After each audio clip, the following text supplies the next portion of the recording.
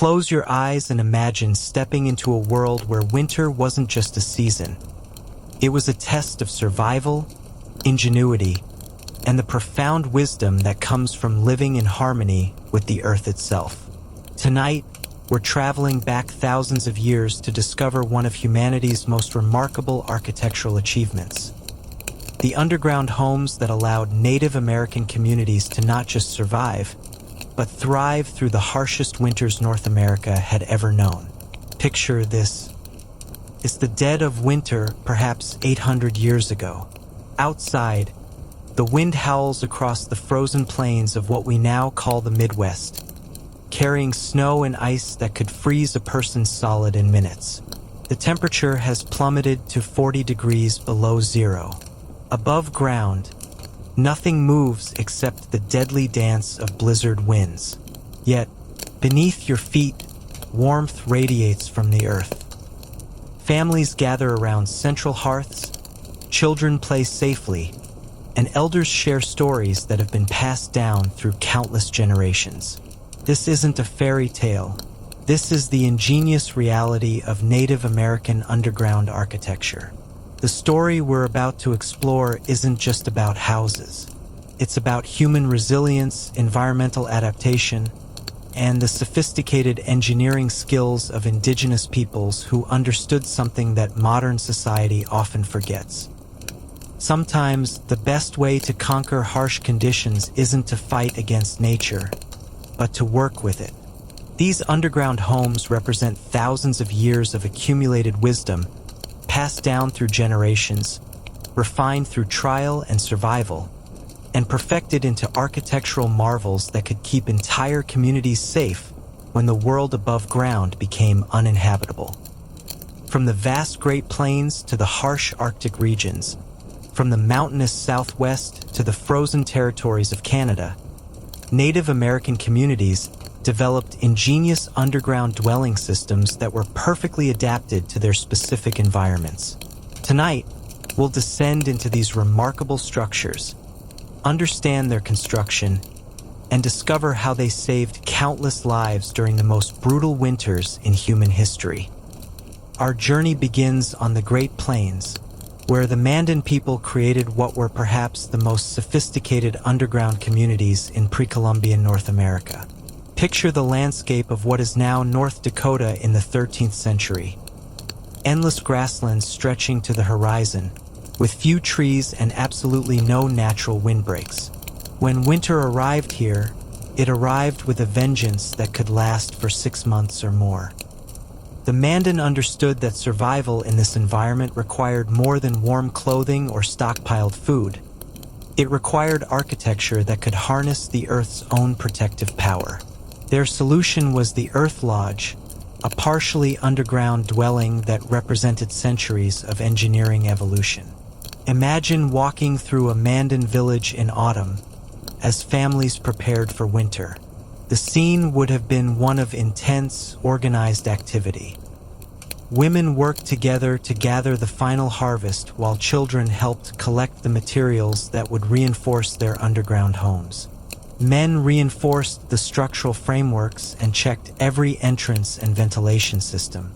This wasn't just preparation. It was a community-wide ritual of survival that had been perfected over generations.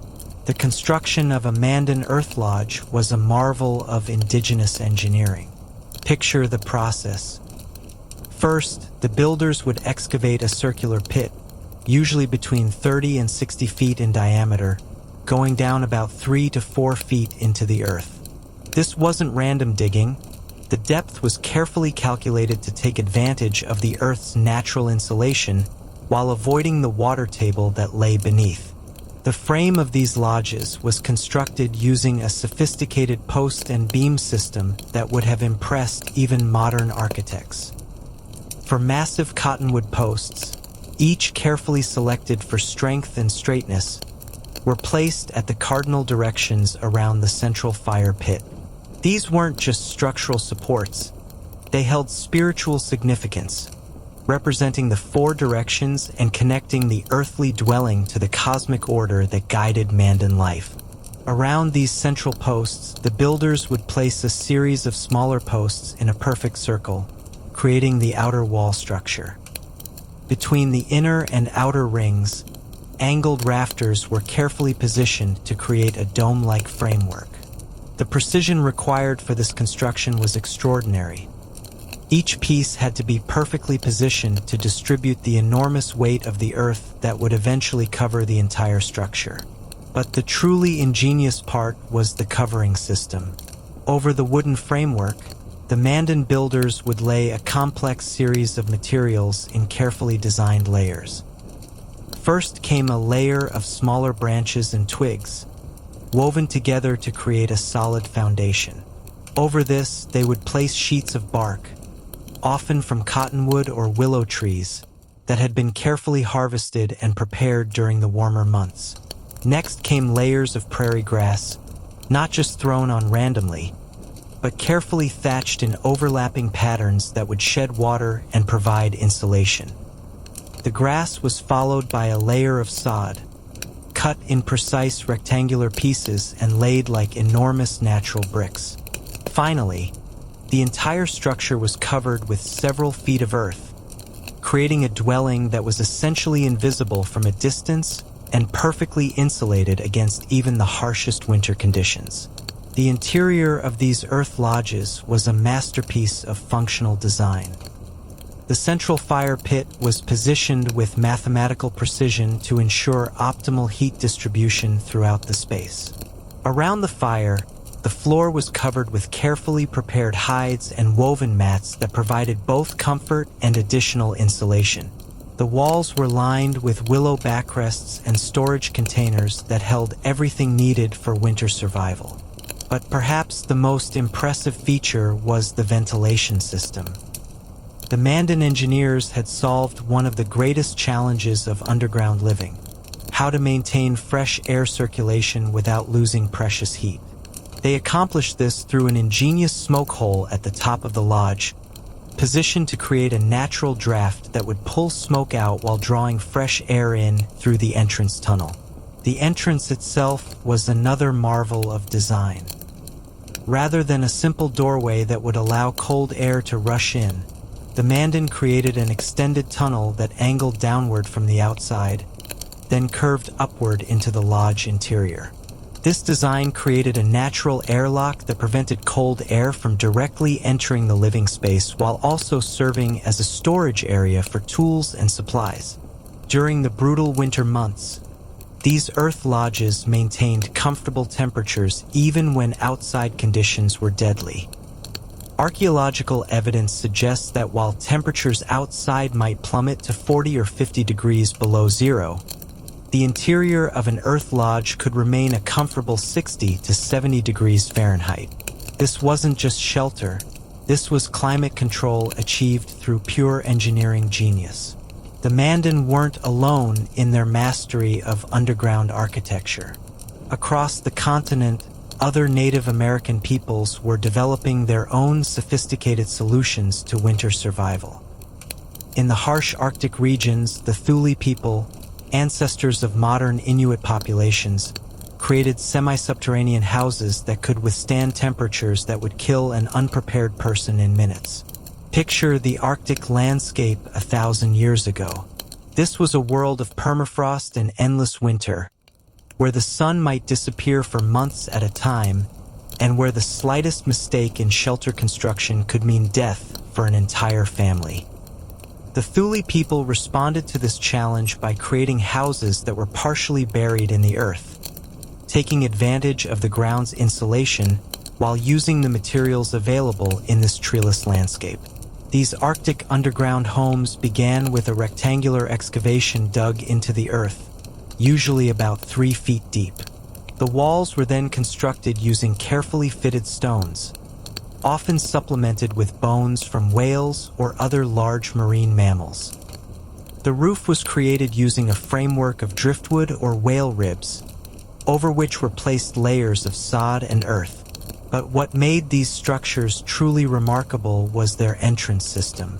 Like the Mandan earth lodges, the Thule houses featured entrance tunnels that served multiple purposes. These tunnels, often 20 or 30 feet long, were dug below the level of the main floor, creating a cold trap that prevented frigid air from entering the living space. As warm air rises and cold air sinks, this design ensures that the coldest air would remain trapped in the tunnel while the living space stays warm. The interior of a Thule winter house was a marvel of efficient space usage. A raised platform along the back wall served as the family's sleeping and living area, positioned to take advantage of the warmest air in the structure. Oil lamps, burning seal or whale oil, provided both light and additional heat. Their flames carefully tended to maintain a constant temperature throughout the long Arctic winter. These homes were so effective that families could live comfortably inside while outside temperatures dropped to 60 degrees below zero or lower. The combination of earth insulation, careful air circulation, and efficient heating systems created a microclimate that meant survival in one of the most hostile environments on Earth. Moving south and west, we encounter another remarkable tradition of underground architecture among the ancestral Puebloan peoples, often called the Anasazi. In the high desert regions of what is now the southwestern United States, these indigenous engineers created underground structures called kivas, along with sophisticated cliff dwellings that incorporated underground elements. The challenge here was different from the plains or the Arctic. The high desert experiences extreme temperature variations, scorching hot during summer days but freezing cold during winter nights.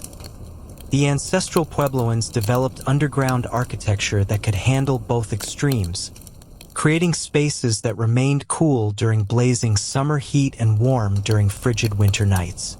Picture a Puebloan community around the year 1200 CE, nestled in the dramatic cliff faces of what we now call Mesa Verde. These weren't simple cave dwellings.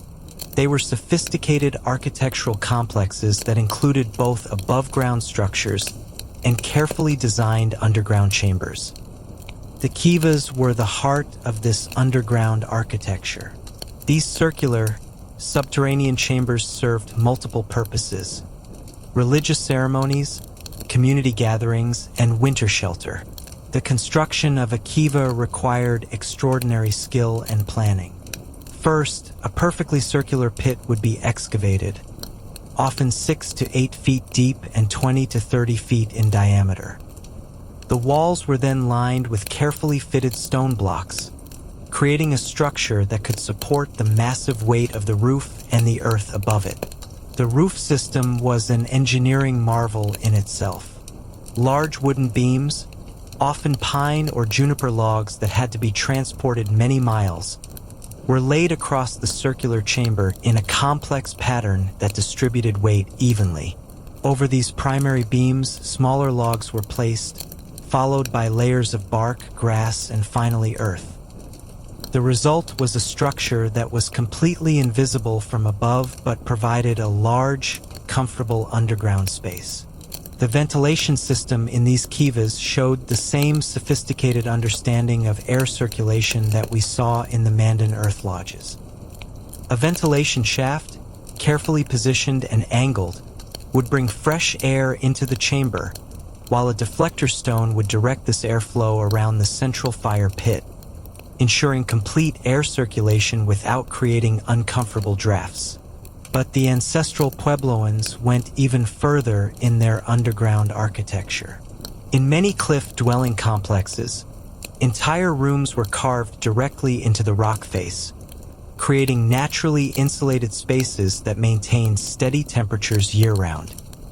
These rooms were connected by a complex system of tunnels and passageways that allowed people to move throughout the community without ever exposing themselves to harsh weather conditions.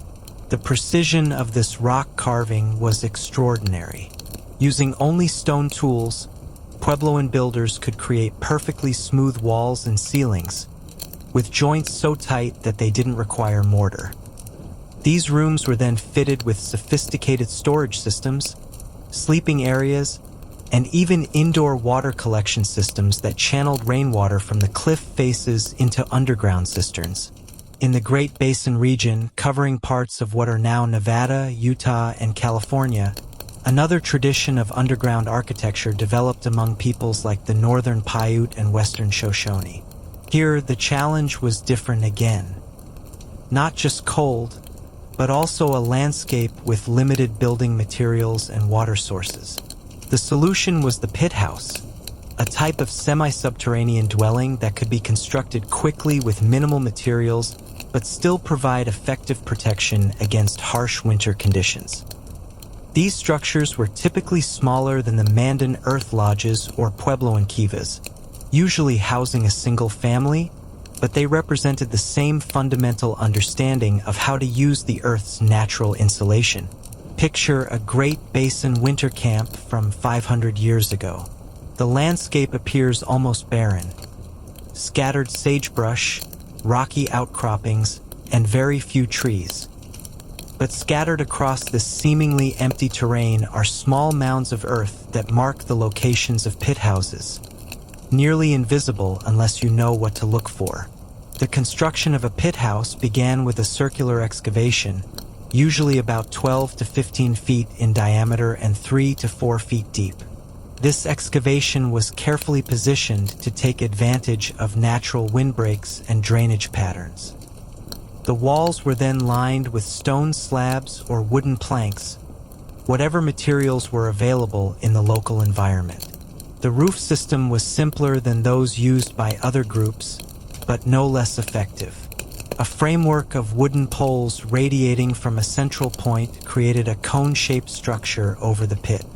This framework was then covered with layers of bark, brush, and earth, creating a dwelling that was warm, dry, and incredibly well camouflaged. What made these pit houses particularly remarkable was their adaptability. The same basic design could be modified depending on local materials and specific environmental conditions. In areas with more timber, the structures might be larger and more elaborate. In regions with limited wood, builders would use more stone and earth, creating dwellings that were equally effective but completely different in appearance. The entrance to a pit house was usually through the roof, with a ladder providing access to the interior. This design had several advantages. It prevented cold air from rushing in, it kept the entrance clear of snow drifts, and it made the dwelling virtually invisible to anyone passing by at ground level. Inside a pit house, the living space was organized with the same careful attention to function that we see in all forms of Native American underground architecture. A central fire pit provided heat and light, while storage areas were carved into the walls or floor.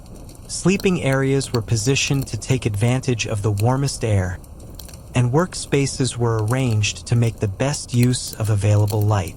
Moving east into the woodland regions, we find yet another approach to underground winter survival among peoples like the Iroquois and Algonquian tribes. While these groups are often associated with longhouses and wigwams, they also developed sophisticated underground storage systems and winter shelters that incorporated subterranean elements. The key to woodland winter survival wasn't just the shelter itself, but the integration of underground storage systems that could preserve food throughout the harsh months when hunting and gathering became impossible. These storage pits, often called cache pits, were engineering marvels that could keep corn, beans, squash, and other foods fresh for months at a time. Picture an Iroquois village in late autumn as families prepared for winter. Much of the activity would focus around the construction and stocking of these underground storage systems. The pits were carefully excavated to precise specifications, deep enough to be below the frost line, but not so deep as to encounter groundwater. The walls were lined with bark or stone to prevent moisture infiltration, and the bottoms were covered with a layer of sand or gravel for drainage. But the most sophisticated part was the sealing system. Food would be placed in waterproof containers made from bark or hide, then lowered into the pit. The entire cache would then be sealed with multiple layers of bark, earth, and sometimes snow, creating an airtight environment that could preserve food for months. These storage pits were often connected to the main living areas by tunnels, allowing families to access their stored food supplies without venturing outside during the worst winter weather. Some Iroquois longhouses incorporated these tunnels directly into their design, creating integrated systems where underground storage, food preparation areas, and living spaces were all connected. The sophistication of these woodland underground systems becomes even more impressive when we consider their size and complexity. Some Iroquois communities created vast networks of underground storage and shelter areas that could support hundreds of people through extended winter sieges. These weren't simple root cellars. They were complete underground support systems that included food storage, water sources, waste management, and even workshop areas where tools and weapons could be manufactured during the winter months. The construction techniques used across all these different traditions of underground architecture shared certain common principles that reveal a deep understanding of physics, engineering, and environmental science.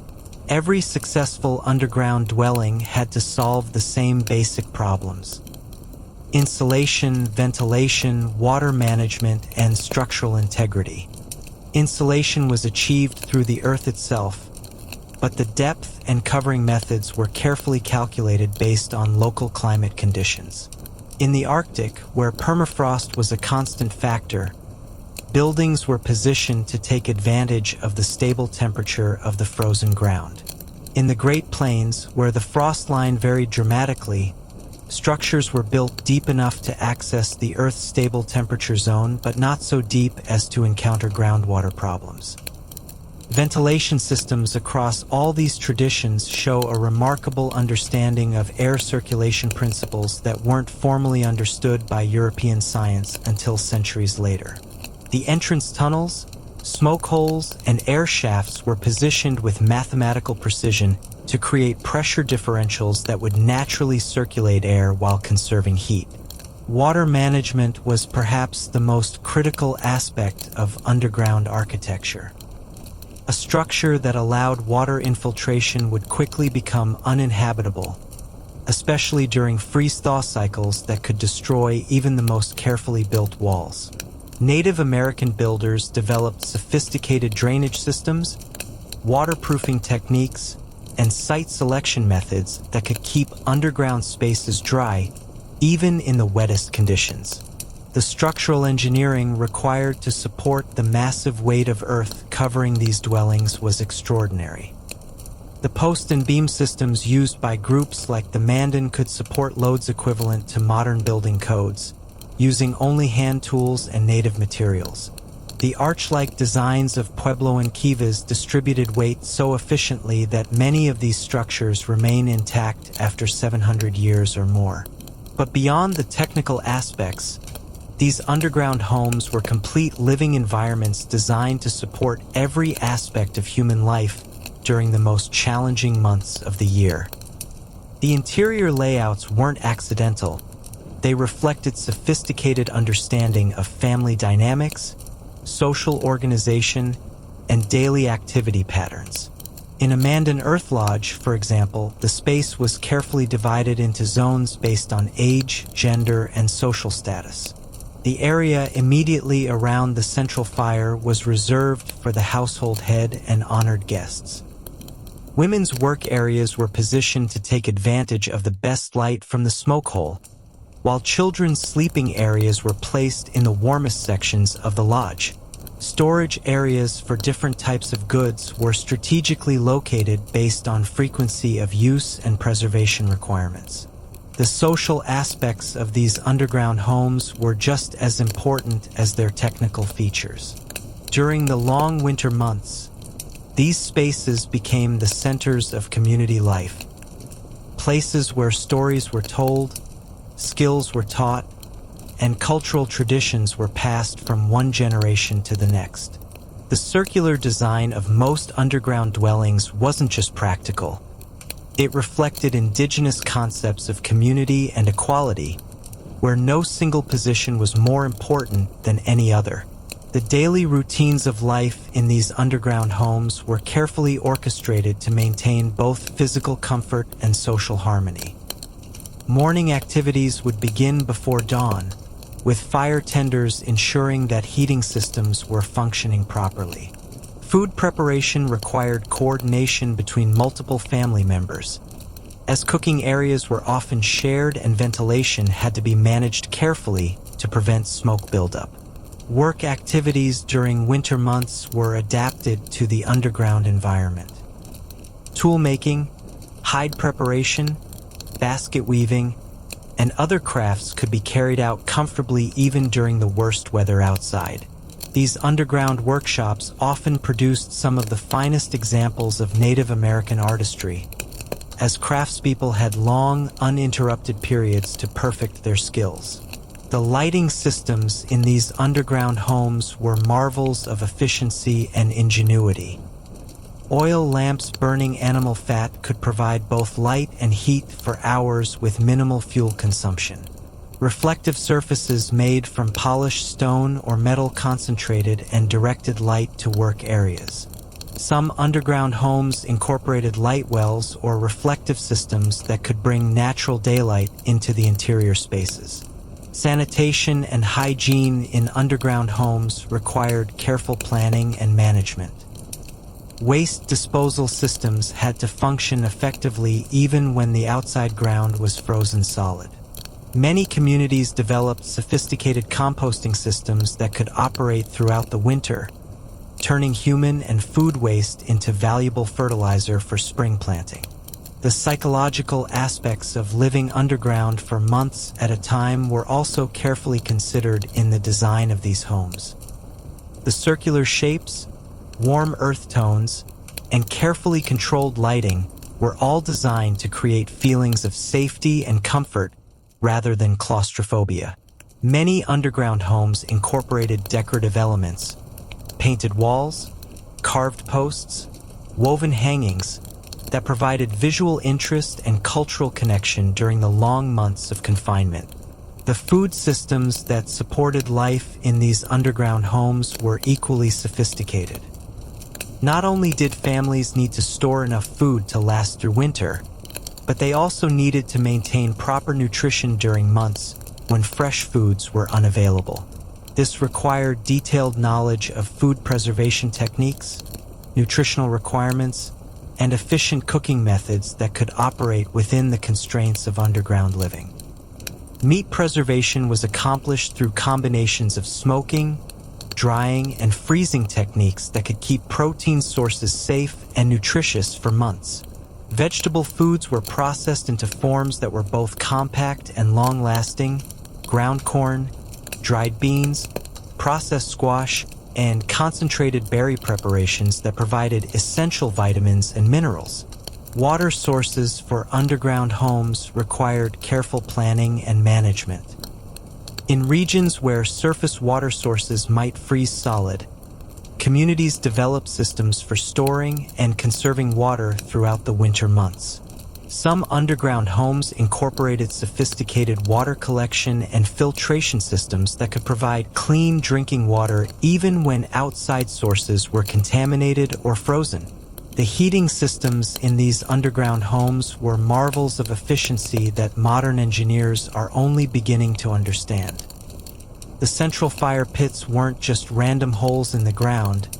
They were carefully designed combustion systems that could provide maximum heat with minimum fuel consumption. The positioning, size, and ventilation of these heating systems were calculated to create optimal heat distribution throughout the living space. Some communities developed radiant heating systems that used heated stones or thermal mass to store and slowly release heat throughout the day and night. These systems could maintain comfortable temperatures for hours after the fires had died down, conserving precious fuel during the coldest periods. The social organization required to build and maintain these underground communities was extraordinary. The construction of a single earth lodge or kiva required the coordinated efforts of dozens of people over weeks or months.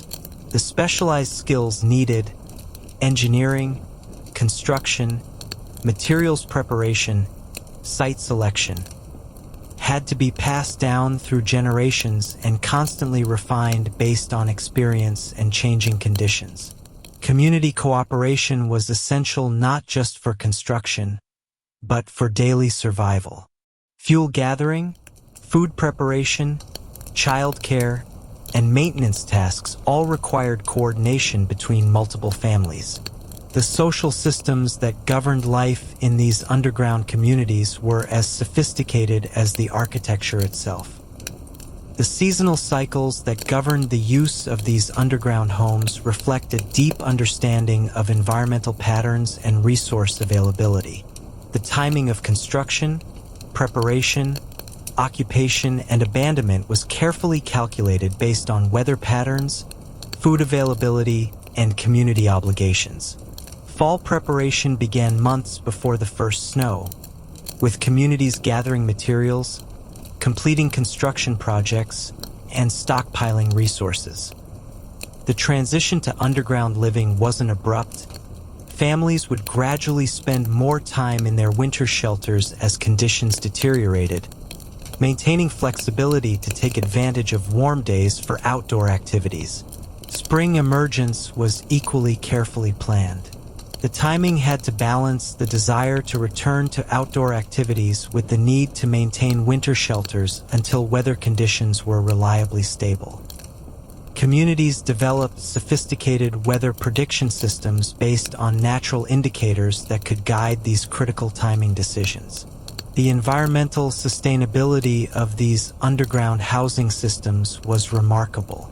Unlike modern construction, which often requires extensive environmental modification and resource extraction, Native American underground homes worked with existing natural systems rather than against them. The materials used were renewable, the construction techniques had minimal environmental impact, and the buildings could be abandoned and returned to natural conditions without leaving permanent scars on the landscape. The ecological integration of these underground homes was so complete that many archaeologists have difficulty locating historical sites because the structures have returned so completely to their natural state. This wasn't accidental. It reflected indigenous philosophies that emphasized living as part of the natural world rather than dominating it. The materials science behind these underground homes was extraordinarily sophisticated, representing thousands of years of experimentation and refinement.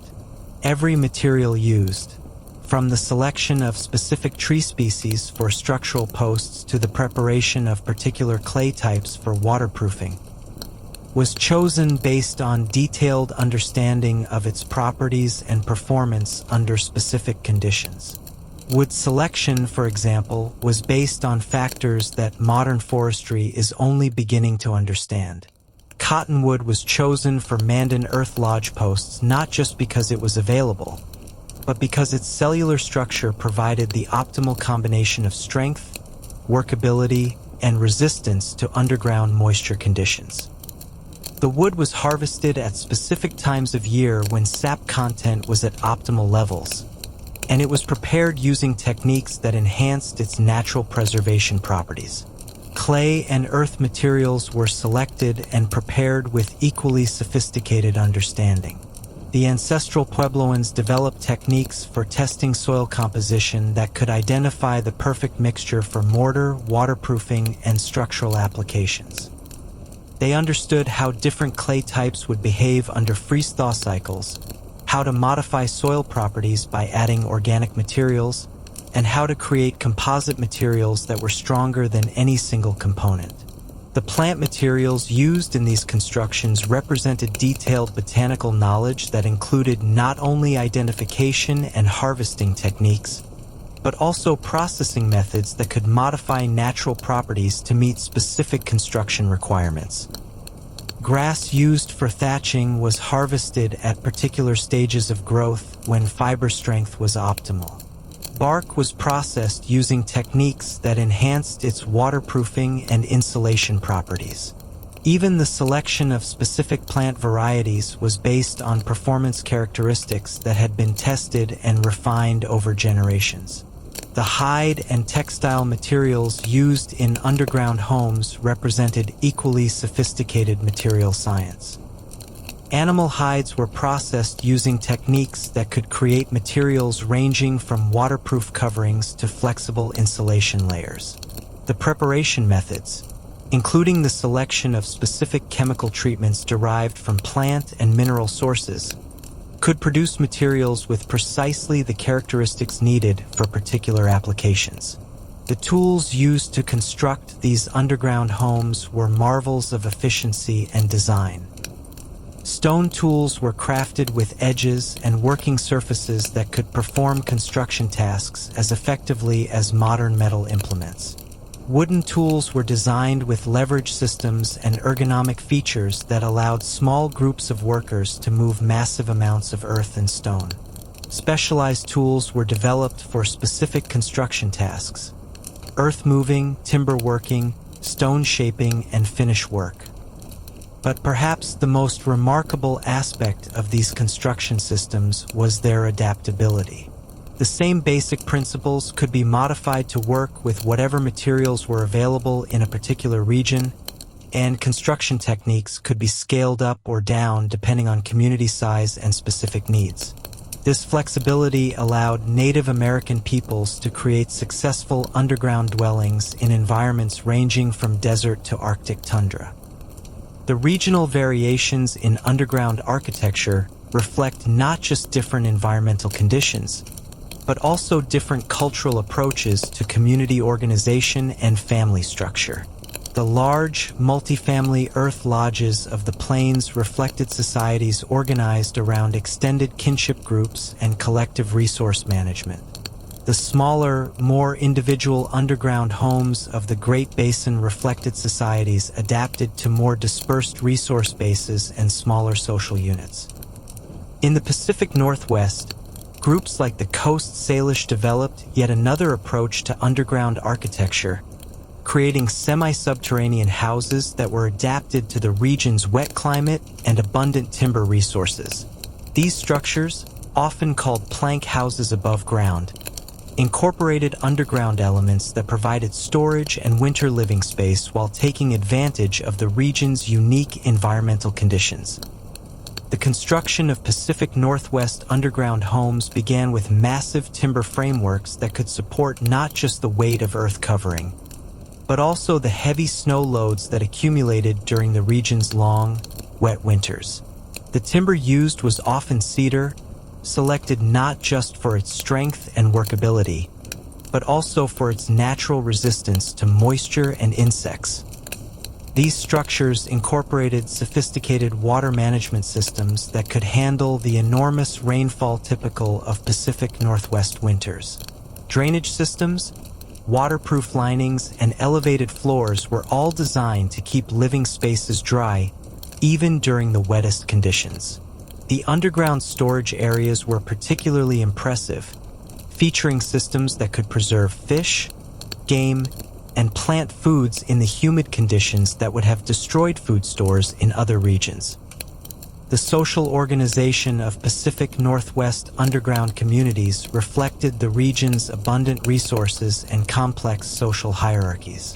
The largest underground structures could house dozens of people from multiple related families, with carefully designated areas for different social ranks and specialized activities. These weren't just shelters. They were complete social and economic centers that supported sophisticated trading networks and cultural activities.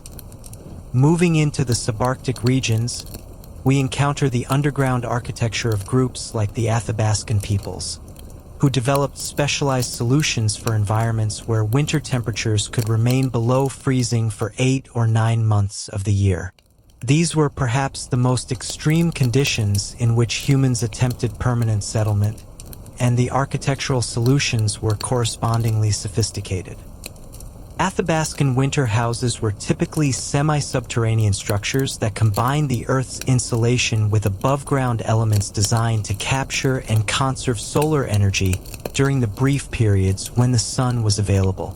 The underground portion provided stable base temperatures, while the above-ground elements could take advantage of any available solar gain to supplement heating systems.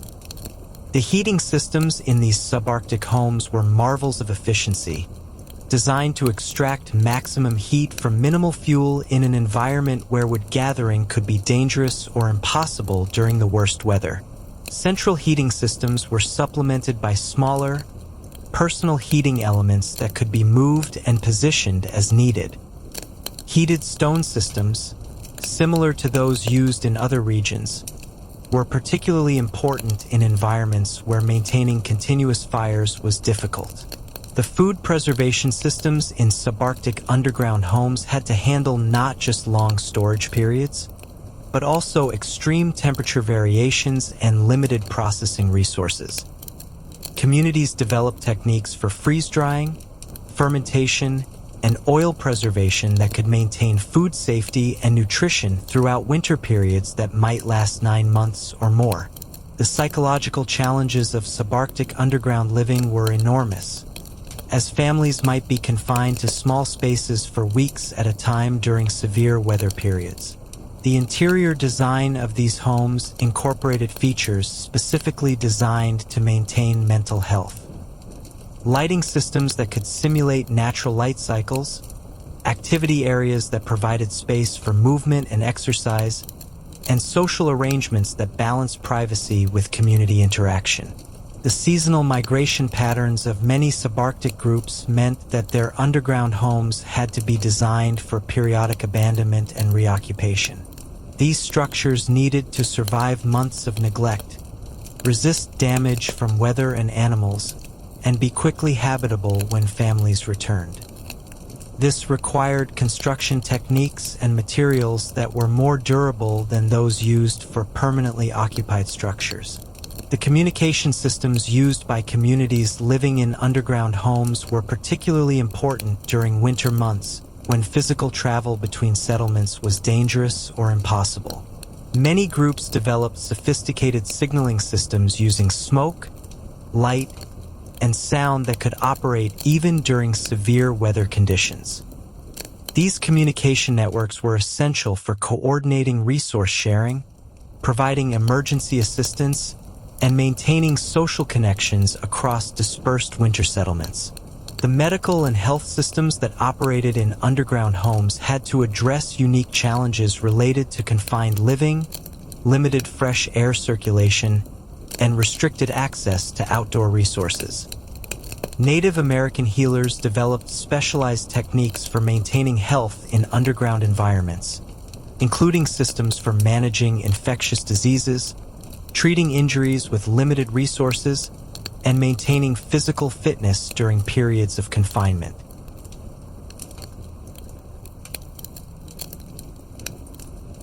Herbal medicine systems were particularly important in underground communities, as stored medicinal plants had to provide all necessary treatments throughout the winter months. Healers developed sophisticated techniques for processing, preserving, and preparing medicines that could maintain their effectiveness for months at a time. Many underground homes incorporated dedicated spaces for medical treatment and medicine preparation. The educational systems that operated in underground communities were crucial for passing on the complex knowledge needed to build, maintain, and live in these structures. Children learned not just through formal instruction, but through constant observation and participation in daily activities. The confined nature of underground living actually provided intensive educational opportunities, as young people could observe skilled craftspeople, healers, and community leaders in detailed, ongoing work. The storytelling traditions that flourished in underground homes were particularly rich and sophisticated. The long winter months provided uninterrupted time for the transmission of cultural knowledge, historical accounts, and practical information. The acoustic properties of underground spaces were often specifically designed to enhance storytelling, with curved walls and ceilings that could amplify and project voices throughout the living space. The artistic traditions that developed in underground communities reflected both the constraints and opportunities of the environment.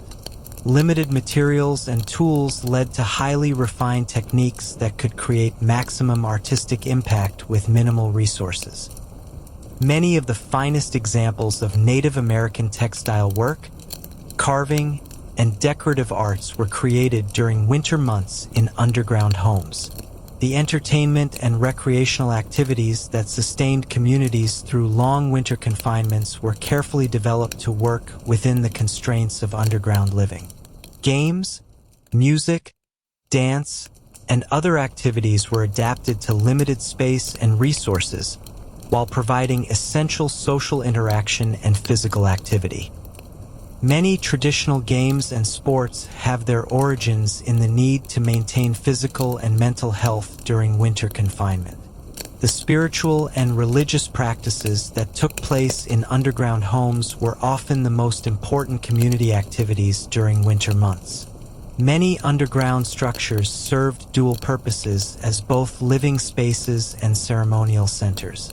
The design of these spaces incorporated features that enhanced religious and spiritual activities, acoustic properties for singing and chanting, lighting systems for ceremonial activities, and spatial arrangements that supported community rituals.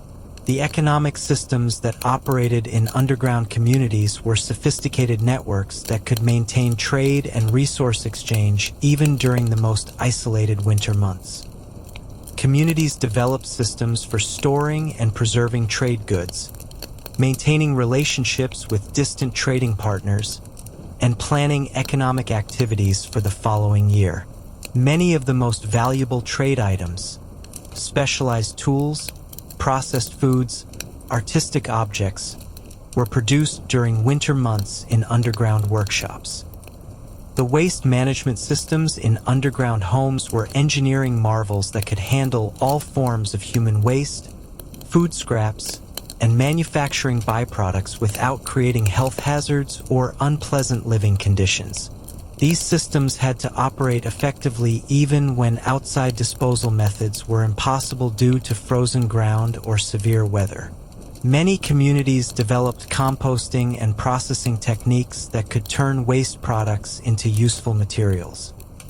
The security systems for underground homes had to address unique challenges related to concealment, access control, and emergency escape.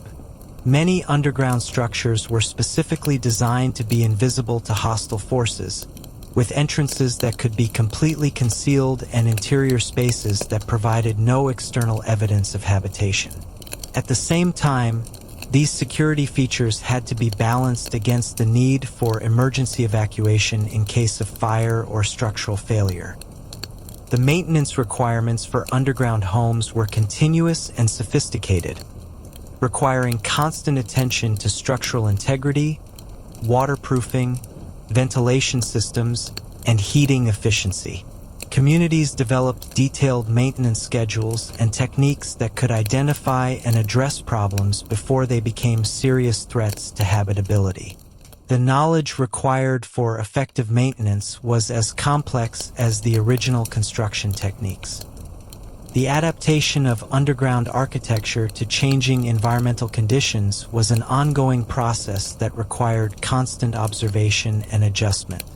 Climate variations, changes in resource availability, and evolving community needs all required modifications to existing structures and construction techniques.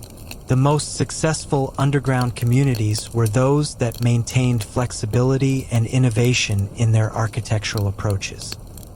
The integration of underground homes with surface activities was carefully planned to maximize the benefits of both environments.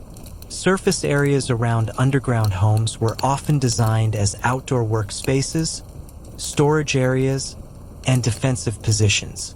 The relationship between underground and surface elements was as important as the design of the underground structures themselves.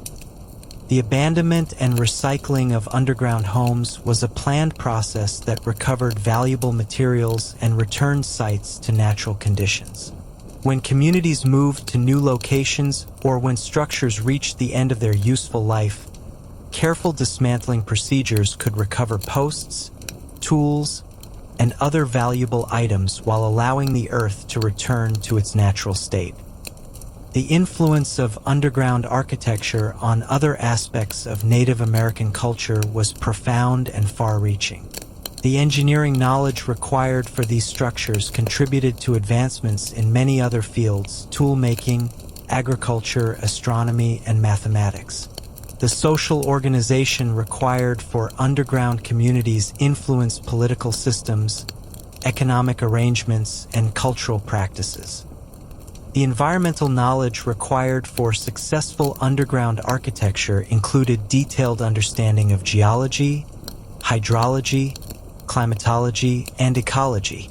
Builders needed to understand soil composition, water table levels, frost lines, drainage patterns, and countless other environmental factors. This knowledge was accumulated over generations and represented some of the most sophisticated environmental science in human history. The astronomical knowledge incorporated into underground architecture was remarkable in its precision and sophistication. Many underground structures were precisely oriented to take advantage of solar gain during winter months, with entrances and windows positioned to capture maximum available sunlight. Some structures incorporated features that could serve as astronomical observatories, allowing communities to track seasonal changes and predict weather patterns. The mathematical knowledge required for underground construction was extremely sophisticated, involving complex calculations of structural loads, heat distribution, air circulation, and spatial relationships. The fact that these calculations were performed without written mathematics makes the achievements even more remarkable. The geometric precision of structures like ancestral Puebloan kivas rivals that of modern engineering. The legacy of Native American underground architecture extends far beyond historical interest.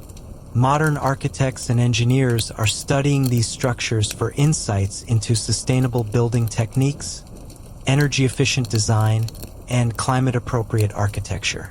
The principles developed by indigenous builders offer solutions to contemporary problems in housing, energy conservation, and environmental protection. The archaeological study of underground homes has revealed details about daily life, social organization, and cultural practices that provide unique insights into pre-Columbian American societies. These structures preserve evidence of activities, relationships, and technologies that would have been lost if communities had relied only on above-ground architecture. The restoration and preservation of underground architectural sites presents unique challenges and opportunities for modern communities. Many sites have been destroyed by development or natural processes, but others offer possibilities for education, cultural preservation, and continued research. The involvement of Native American communities in these preservation efforts is essential for maintaining accuracy and cultural sensitivity. The continuation of underground architectural traditions in modern Native American communities reflects both the practical value of these techniques and their cultural significance. Some communities continue to build and use traditional underground structures, while others incorporate traditional principles into modern construction.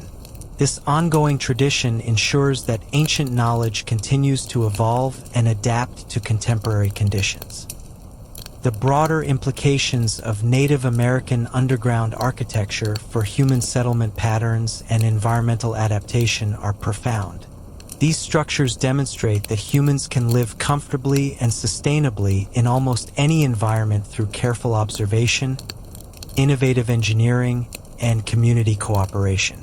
The principles developed by indigenous builders offer models for addressing contemporary challenges in housing, energy, and environmental protection. As we reach the end of our journey through these remarkable underground worlds, we find ourselves with a profound appreciation for the ingenuity, wisdom, and resilience of Native American peoples. The underground homes we've explored tonight represent far more than simple survival strategies. They embody sophisticated understanding of engineering, environmental science, social organization, and sustainable living that remains relevant and inspiring today. These structures saved countless lives during brutal winters, but their significance extends far beyond survival.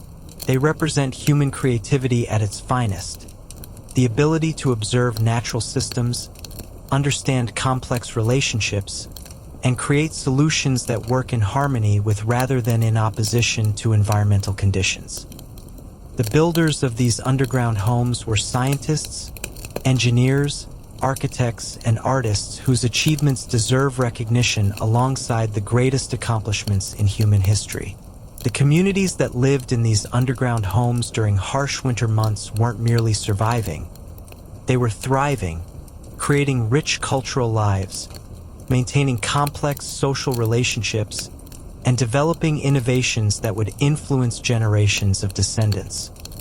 The warmth that sustained these communities came not just from ingenious heating systems, but from the knowledge that they possessed the skills and wisdom necessary to live successfully in harmony with even the most challenging natural conditions.